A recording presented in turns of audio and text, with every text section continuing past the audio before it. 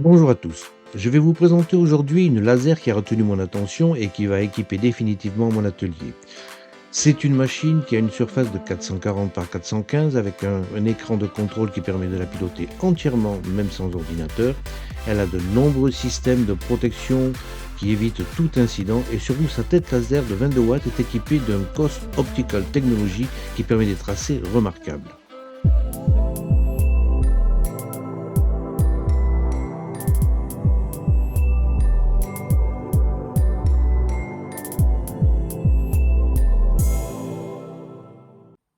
Cette laser m'a été envoyée par Algo Laser et c'est la plus récente de leurs machines. Et dès l'ouverture de la boîte, mais on voit que c'est du sérieux. Vous avez la documentation et le matériel de test dans des petits emballages cartonnés. La documentation montre tous les certificats de conformité et vous avez un fascicule pour la machine et un autre pour l'Air Assist. Dès la consultation de ces fascicules, vous pouvez remarquer le sérieux qui a été apporté à cette machine. C'est largement documenté avec des photos couleurs. On vous explique tout le montage. Même chose, en ce qui concerne l'Air Assist où tous les branchements sont bien expliqués clairement. Il n'y a pas de possibilité d'erreur. Le deuxième petit, carton qui est de couleur bleue cette fois-ci, vous propose quelques matériels pour tester la machine. Alors il y a des cartes, d'aluminium, vous avez également une plaque, d'acrylique et vous avez également des colliers pour serrer les fils, mais je n'ai pas eu besoin de les utiliser, ainsi qu'une brosse. Également une plaque de contreplaqué de format A4. Ceci vous permettra de faire quelques petits tests sur cette laser. Elle est livrée prémontée avec une pompe d'air acide de 30 litres. Tous les accessoires sont inclus dedans et vous avez même des points de détail qui méritent notre attention, notamment une paire de lunettes avec un étui. Les paires de lunettes, bon, il y en a avec toutes les lasers, mais là, elle est dans un étui avec une petite chiffonnette. Dans cette partie-là, vous avez également 4 pieds qui sont avec une embase caoutchoutée pour éviter les vibrations et maintenir la stabilité de la laser.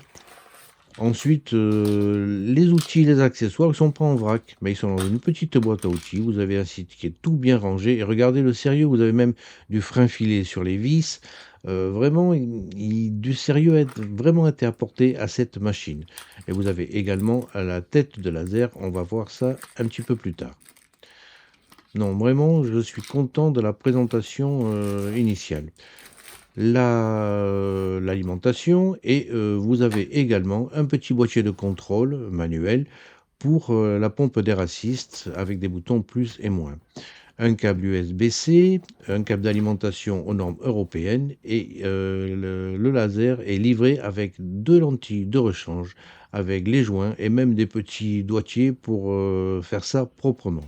La documentation précise qu'il faut retirer les blocs de mousse et il y a 2 poignées de chaque côté pour le faire plus facilement de l'emballage en carton et je suis les recommandations à la lettre. On va commencer par retirer la potence sur laquelle la tête laser va se fixer. La tête laser est assez lourde, elle est déjà intégralement connectée, à la machine. Il suffit juste de la faire glisser dans 2 rails pour la mettre en place. Une manette permet de la bloquer et qu'elle ne bouge pas. On positionne l'ensemble sur le châssis de part et d'autre et il y a uniquement 4 vis à mettre, 2 à droite et même chose de l'autre côté. Vous voyez, 4 vis pour monter la machine, c'est terminé. Vous pourrez dès lors sortir la machine de la mousse et il vous reste à fixer les pieds et l'antenne Wi-Fi qui se visse sous la machine. Une cinquième vis est à installer, c'est la vis de réglage de la tension de la courroie sur le X. Vous avez la vis de blocage et la vis de réglage. Vous le réglez de manière à ce que votre courroie soit bien tendue. Vous avez la même chose au niveau de la face arrière avec le réglage de la tension pour les courroies de part et d'autre du Y avec la vis de serrage et de blocage. La buse est ensuite vissée sur le dessous de la tête laser. Cette tête laser a des particularités. Elle a une filtre de protection magnétique. Ça, c'est vachement pratique quand vous voulez vous positionner sur une plaque et savoir où donne le laser. La tête de laser, c'est une 22 watts avec un système COS Optical Technology qui fait que le faisceau est très très fin. Vous avez un ventilateur de part et d'autre, une glissière à l'arrière et des voyants sur la face supérieure et avant pour vous indiquer tout mauvais fonctionnement. Alors, Là, il y a un truc aussi, il y a plein de petits détails qui sont vachement bien pensés. La lentille, en fait, elle est fixée ici, juste sur la buse. Il vous suffit juste donc de dévisser la lentille pour la nettoyer éventuellement ou la remplacer. Mais il y a plein de petits détails comme ça qui font que cette machine, elle me plaît. Autre petit détail, l'axe pour le rotatif est juste derrière la face avant et un simple switch vous permet de le connecter. Toute la partie connectique est sur un coin de la machine. Vous branchez le câble d'arrivée d'air avec un embout style Bowden et ensuite le branchement, l'alimentation de la pompe vient directement se connecter sur le côté. Alors les câbles sont assez longs et ça vous permet de positionner la pompe un petit peu loin de la machine et moi je la mets souvent en bas. Je la mets en bas de la machine, vous voyez que c'est plus pratique. Alors c'est une pompe de 24 volts, 30 litres de débit par minute, c'est assez classique et vous avez un filtre à air qui est amovible pour le nettoyer. La commande manuelle est quand même vachement pratique aussi à l'utilisation. Il y a plein de détails donc il faut vraiment en tenir compte. On va maintenant brancher l'alimentation sur le port inférieur et l'ordinateur pourra se connecter avec le câble USB-C juste au-dessus. Vous avez la possibilité de mettre une clé USB dessus avec les modèles que vous souhaitez travailler. Le démarrage de la machine ne sera possible que si vous avez mis le bouton à clé et le bouton d'urgence en bonne position. Et encore un petit détail bien pensé, le système de focus, il est intégré à la tête. Vous baissez la petite manette, vous débloquez le moteur, vous le venez ensuite le rebloquer avec la grande manette et vous appuyez sur le petit bouton pour faire remonter la jauge de focus que vous ne pouvez pas perdre à les fixer sur la tête.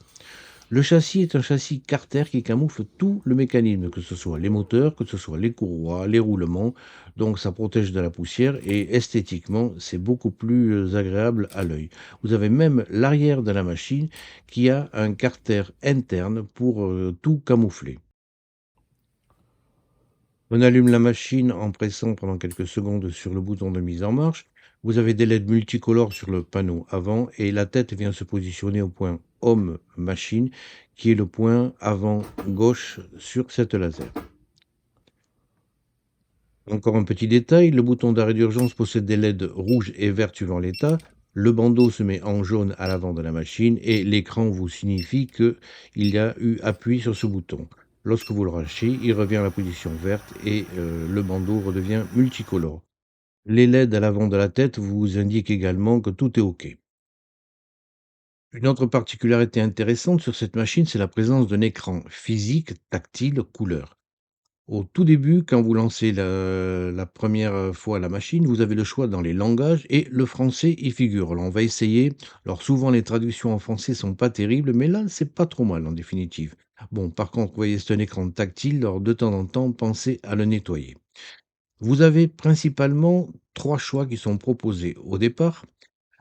Le premier, c'est la gravure qui vous permet de sélectionner soit depuis une clé USB que vous avez mise sur la laser, soit depuis la carte interne. Alors la carte interne, ne la cherchez pas, elle est interne. Vous n'avez pas et vous n'y avez pas accès. Vous pouvez télécharger un fichier G-code ou une image. À ce moment-là, elle apparaît à l'écran et l'imprimer. Ensuite, vous avez la commande pour le déplacement de la tête dans tous les sens, X, Y et Z et de la distance que vous souhaitez. Vous avez la possibilité de mettre en marche le laser, ça c'est très pratique quand on le met à 1 ou 2 pour repérer où on est sur le travail et la pompe à air peut être également mise en marche. Vous avez également pour la pompe à air et pour le laser ce petit menu qui vous permet de rechercher des mises à jour physiques sur le laser et sur la pompe d'air assist. Vous avez également des capteurs pour la machine, le mode de travail, la possibilité de faire des gravures et d'avoir des messages qui apparaissent à l'écran. Le système vous permet de choisir les langues, l'écran, le son. Vous avez 3 pages à faire défiler. Vous avez une clé virtuelle, on va y revenir plus tard, le nettoyage de la carte, etc. Vous pouvez réinitialiser la machine et faire des autotests pour l'équipement.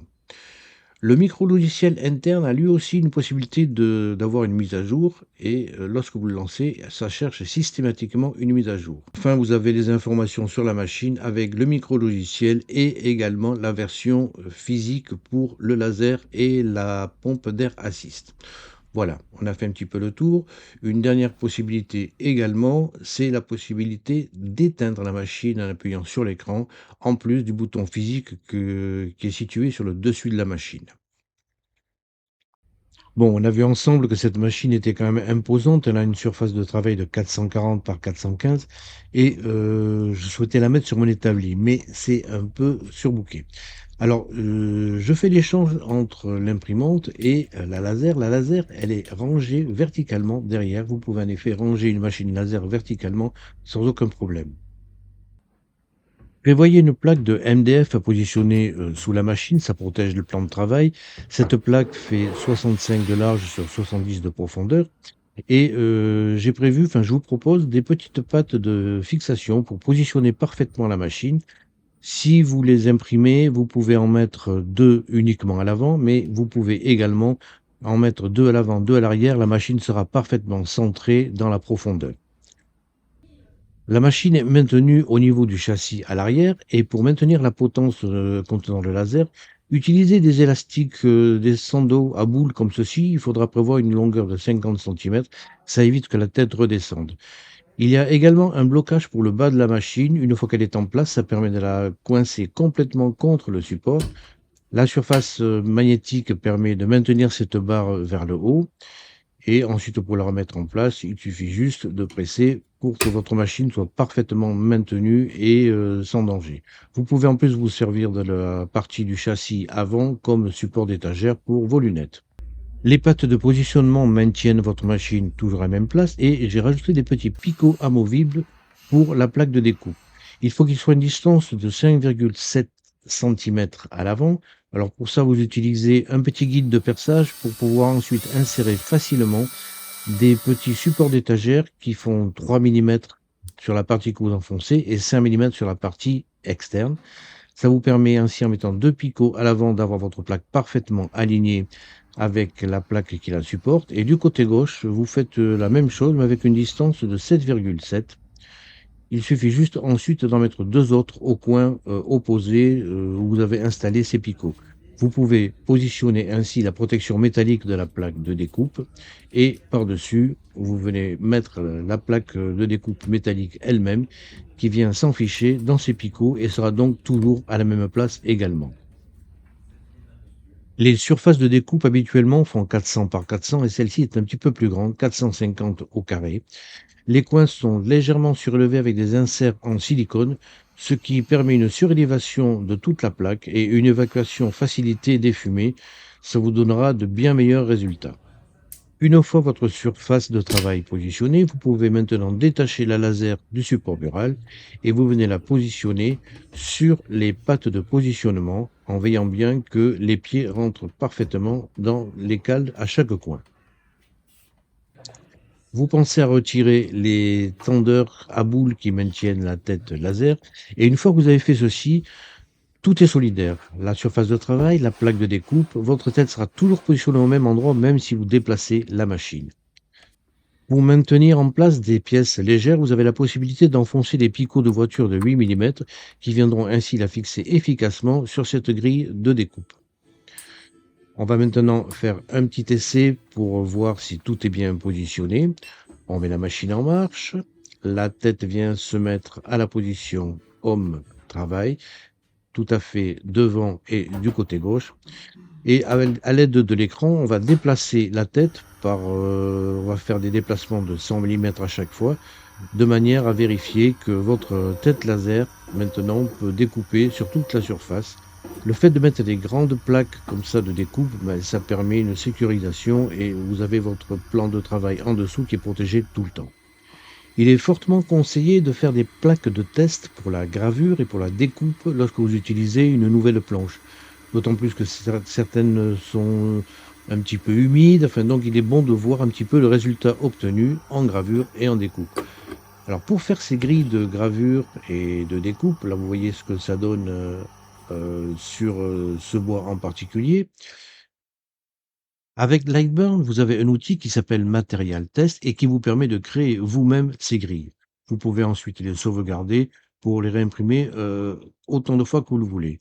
Là, je vais faire une vitesse minimum de 5000 et maximum de 30 000 avec une puissance de 20 et jusqu'à 100.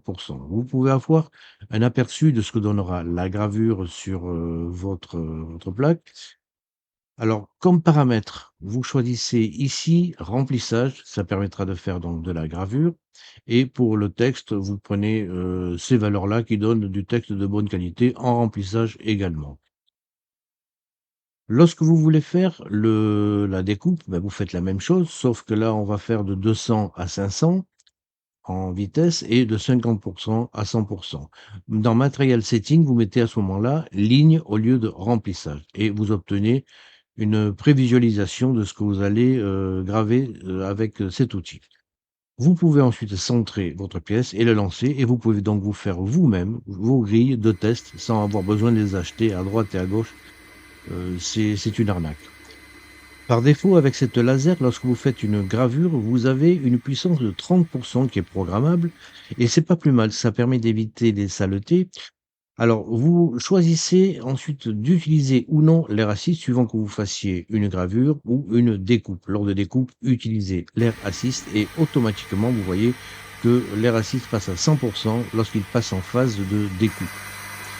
Mais le fait qu'il y ait 30, c'est pas beaucoup 30 et ça permet d'éliminer un petit peu les petites saletés et c'est pas plus mal en fait. Voilà, vous avez fait votre plaque, vous la retirez et vous avez ainsi un aperçu, des vitesses et des puissances à utiliser. Alors sur la plaque de gravure, vous voyez, on obtient ça. Si votre bois est humide, vous voyez que vous avez beaucoup de blanc sur le haut et en plaque de découpe, voilà ce que j'ai obtenu pour du contreplaqué de 4 millimètres. En utilisant le contreplaqué qui est livré avec la machine, j'ai à peu près la même chose que, au niveau gravure. Vous voyez, il n'y a pas une très, très grande différence et ça vous permet de choisir exactement la bonne teinte que vous souhaitez lorsque vous désirez faire une gravure en particulier. Vous voyez que les valeurs centrales vous donnent des teintes de marron qui sont tout à fait exploitables lorsque vous souhaitez faire des gravures. Par exemple, une vitesse de 18 000, une puissance de 70 vous donne ici un très joli marron. Alors j'ai essayé de faire une découpe avec la plaque qui était fournie et là en fait ça a découpé complètement. Donc j'en ai refait une autre, mais au lieu de mettre une vitesse de 200 à 500, j'ai choisi une vitesse de 400 à 800. Et là, on a des résultats qui sont un petit peu plus parlants. Alors, ces planches de découpe sont intéressantes parce que c'est pas toujours bon de mettre votre laser à 100 de puissance.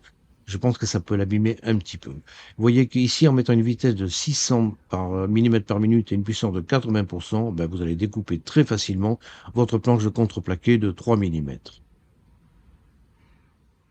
La machine est livrée avec des graphismes déjà enregistrés dans la mémoire interne, mais vous pouvez choisir d'installer les vôtres. Alors, nous allons mettre la clé virtuelle sur on. Qu'est-ce que ça fait ça? Lorsque vous connectez l'ordinateur, vous allez voir apparaître dans les disques que vous possédez sur votre ordinateur, un nouveau disque.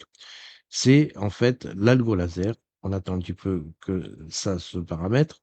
Voilà, vous avez le disque Algo Laser avec tout son contenu et vous pouvez mettre directement depuis votre ordinateur soit du G-code en NC ou en G-code et également, de nouvelles images pour faire des gravures. Lorsque vous avez choisi une image à graver sur votre machine, vous avez cet écran qui apparaît et vous pouvez modifier à peu près tout, à savoir sur quel matériau vous voulez l'imprimer, la qualité, vous pouvez même aller beaucoup plus vite que ça, à 20 lignes par minute, la puissance, tout est programmable directement depuis le boîtier. Ça, c'est vachement pratique. Vous avez également la vitesse, là je suis à 20 000 millimètres par minute, mais on peut aller à 30 000 millimètres par minute, le nombre de passages. Vous avez également les dimensions qui sont modifiables. Vous pouvez vraiment faire tout ce que vous voulez directement depuis l'écran de la machine et ça, c'est vachement pratique. L'étape suivante vous montre tous les réglages pour lesquels vous avez opté. Vous pouvez positionner votre gravure au bon endroit sur la plaque et lancer la gravure. Lorsque celle-ci se fait effectivement, sur l'écran, vous avez tous les renseignements nécessaires, à savoir le temps passé, le temps qu'il reste encore. Toutes les données sont directement affichées sur l'écran. C'est quand même extrêmement pratique de pouvoir s'affranchir d'un ordinateur et d'utiliser la laser directement. Le fait que la tête puisse coulisser énormément en position verticale vous permet de graver des boîtes Et là, ici, on va voir une gravure, par exemple, de carte de alu. Alors là, on va utiliser les petits picots de 8 millimètres de maintien parce que ce sont des plaques très légères. Vous pouvez là à une vitesse de 4000 et une puissance de 30%. Il suffit juste de sortir la couche de peinture noire sur ces cartes aluminium. La gravure se fait très rapidement sur cette machine et voilà le résultat obtenu. Une fois que vous avez gravé une carte aluminium, il faut quand même la nettoyer avec un peu d'alcool isopropylique pour sortir un petit peu la poussière résiduelle. Là, une fois que vous avez nettoyé votre carte, regardez un petit peu le résultat obtenu, c'est nickel, c'est vachement propre, enfin vraiment c'est parfait, c'est parfait. On peut également graver directement sur du métal avec une tête de 20 watts sans avoir besoin de mettre de la peinture au préalable. Là, on prend une vitesse de 1000 mm par minute avec une puissance de 100% et vous pouvez graver directement, vous voyez, sans mettre de marqueur ou de peinture avant de faire la gravure. La tête de 20 watts vous permet effectivement de graver directement sur tout type de métaux. Vous voyez, c'est aussi très propre. Un autre test que j'ai fait, mais que j'ai un peu raté, j'ai essayé de graver sur du mélaminé pour sortir le blanc, mais j'ai pas trouvé les bons réglages. Alors, s'il y en a certains qui l'ont fait, mettez-le dans le commentaire, ça m'intéresse. J'ai enfin essayé de faire une gravure sur toile. C'est une toile qui a été peinte en blanc et avec une autre couche noire, une vitesse de 15 000 mm par minute, une puissance de 50%, et ça vous donne vraiment des images de toute beauté, vraiment. Enfin, un test de gravure sur pierre m'a montré que la machine était capable de le traiter. C'est un dos de carreau de faïence. Là, la gravure a été faite à 1000 mm par minute, à puissance de 100%. Deux bandes de gravure au trait et remplie. Et vous voyez que la gravure s'est faite sans aucune difficulté. Alors là, quand j'ai fait la gravure remplie, le carreau quand même chauffait pas mal. Bon, les vitesses et puissances que j'ai utilisées sont modifiables. Au point de vue gravure, la machine fonctionne bien. Maintenant, on va voir les possibilités de découpe. Alors, vous avez déjà eu un aperçu lorsqu'on a fait des plaques là, de test pour, suivant les matériaux qu'on utilisait. Pour la découpe, utilisez l'air assist toujours à 100%. Ça évitera d'avoir des traces de brûlure sur votre pièce travaillée et ça sera beaucoup plus propre et surtout la découpe sera beaucoup plus efficace. Ici, par exemple, je fais une petite découpe sur un petit flocon de neige. Alors, on va voir si la découpe s'est réalisée correctement. Alors on tient compte des plaques de test qu'on a fait. Et là, bon, là en fait la pièce sort complètement, mais comme elle a une forme complexe, voilà, vous voyez un petit peu ce que ça donne. D'un côté et de l'autre de la pièce, vous avez quelques petites traces de brûlure au dos, mais vraiment infimes. Enfin, vraiment, la gravure, la découpe se fait de façon très propre. Si l'on prend une pièce un petit peu plus simple, là, vous voyez qu'on peut obtenir des vitesses quand même très rapides pour la découpe sur du contreplaqué de 3 mm. Non, c'est du 4 mm ici, là, oui. Mais vous voyez que la découpe se fait parfaitement bien et que votre pièce, voilà, il n'y a pas de traces de brûlure sur les bords de la pièce. Alors vous pouvez vous en rendre compte en frottant celle-ci sur un coton ou sur une compresse. Vous voyez qu'il n'y a pas de grosses traces noires quand la découpe a été faite de façon un petit peu exagérée. J'ai également du bois de pin de 7 mm. Alors on va voir si la découpe se fait en une passe sur ce type de bois. On fait d'abord un petit test pour voir si effectivement la tête est bien positionnée et on lance la découpe. Là ici je suis à 300 mm par minute et avec une puissance de 100%. Sur les bois épais, souvent il faut employer des vitesses de 100% et ça m'embête un petit peu. Mais bon, on va voir ce que ça donne sur ce bois. Le système qui équipe cette tête laser lui donne un point de laser vraiment carré et très très puissant. Vous voyez que là, la découpe s'est faite sans aucune difficulté. Il n'y a pas de traces de brûlé sur le bois. J'aime bien avoir des bois comme ça qui ne sont pas tout noirs, cramés. Ça m'inquiète un petit peu. Alors on va essayer également la découpe de bois de pin de 18 mm juste pour vous montrer les possibilités de la machine. Alors toujours pareil en une seule passe. Là je choisis une vitesse de 100 mm par minute et une puissance de 100%. Alors les lasers, j'ai un petite remarque quand même à formuler, c'est vraiment celle qui est la plus grosse, hein, la laser qui va couper du bois de 20, de 30. Faites attention, hein, une laser quand elle coupe, elle fait de la chaleur et le bois, avec la chaleur, ça brûle, c'est quand même dangereux. Alors la machine fait le job, mais sur votre pièce, ben, vous avez des bords qui sont quand même marrons. Là, ici, ils sont marrons, mais quand ils sont noirs, là, c'est dangereux, c'est que vraiment vous êtes aux limites de la possibilité de votre machine et faites attention avec une laser pour travailler du bois, d'épaisseur importante. Lors de vos bricolages et si vous devez usiner du bois épais, faites gaffe, hein. Je vous conseille vraiment, une machine, c'est la CNC. La CNC, c'est une machine qui est dédiée pour la découpe de bois épais, qui vous fera ça très proprement et dans des conditions de sécurité qui sont beaucoup plus importantes. Voilà, c'était mon tour d'horizon sur cette, Algo Laser, de 22 watts Delta, qui vraiment est une machine, qui apporte, beaucoup d'options hyper intéressantes. Vous pouvez vous affranchir complètement de l'ordinateur. Vous avez des gravures qui sont de très bonne qualité parce que la tête fait un tout petit point, lors de l'émission du laser. Je ne peux que vous la conseiller vraiment. Allez, je vous dis à la prochaine.